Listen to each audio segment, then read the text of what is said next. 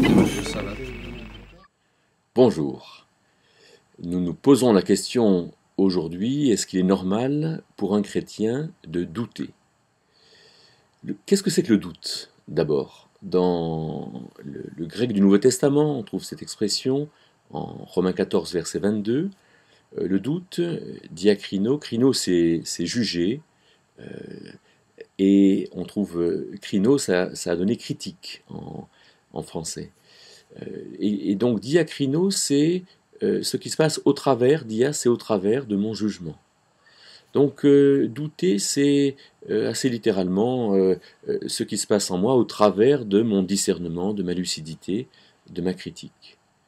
Alors le doute, c'est une réalité sociale. Tout le monde doute. Est-ce que il faut qu'on s'achète une maison, quand il faut qu'on achète un vêtement, quand il faut qu'on prépare à manger, on doute, c'est-à-dire on se dit mais finalement ce que je fais, ce que je prévois, ce que je suis, ce que j'ai fait, on doute de l'efficacité, on doute de la vérité qu'il y a là-dedans.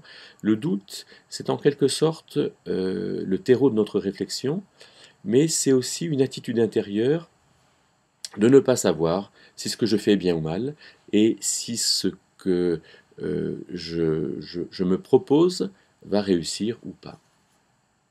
Alors, euh, entendons un peu Romains 14, 22, quand Paul va dire celui qui hésite est condamné.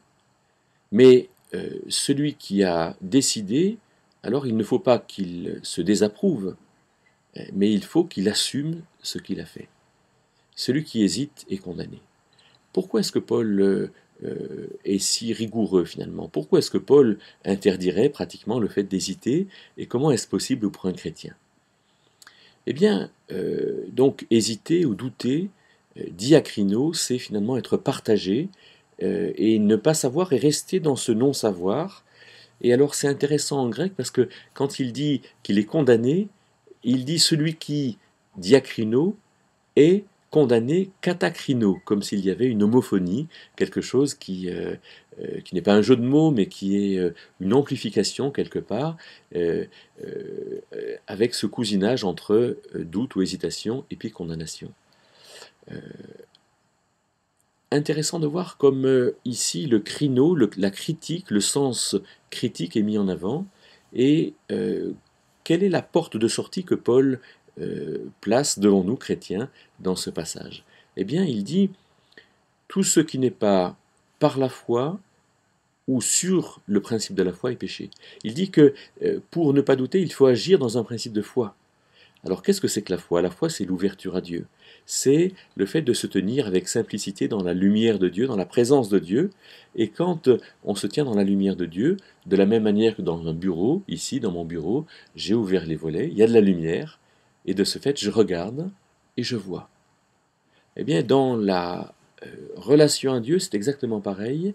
Quand je me tiens dans la lumière de Dieu, je vais regarder ce que je dois comprendre et je comprends. Je vais regarder ce que je dois faire et je fais. Et si Dieu ne me révèle pas ce que je dois faire, alors il ne me le révèle pas et de ce fait, je ne fais pas. Tant que je n'ai pas compris ce que Dieu m'appelle à faire finalement, ou ce que je dois faire moi en tant que responsable, alors je ne le fais pas. Donc, implicitement, Paul dit ici que douter n'est pas une bonne chose. Parce que quand on est dans la foi, on ne doute pas. Quand on est dans la foi, soit on sait, soit on ne sait pas. Mais quand on ne sait pas, c'est pas un problème. Alors que nous, quand on ne sait pas, on alimente ce non-savoir comme un problème. Et alors là, on devient mal. Pour nous, douter devient douloureux. Alors que ne pas savoir, eh bien, nous entraîne à attendre simplement. Quand je ne sais pas, si je dois aller parler à quelqu'un ou me taire, écrire, faire ceci ou cela, et quand je ne sais pas, je me place tranquillement devant le Seigneur, je suis à la recherche de ce que l'Esprit va me dire, et j'attends. C'est pour ça que Paul affirme avec beaucoup de force au verset 23 que tout ce qui n'est pas fait par la foi est péché.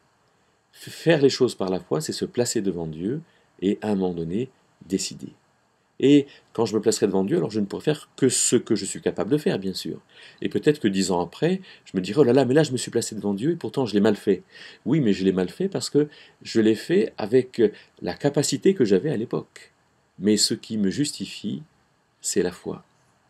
Et donc Paul va dire, eh bien, bienheureux celui qui ne se juge pas en ce qu'il a approuvé quelque chose.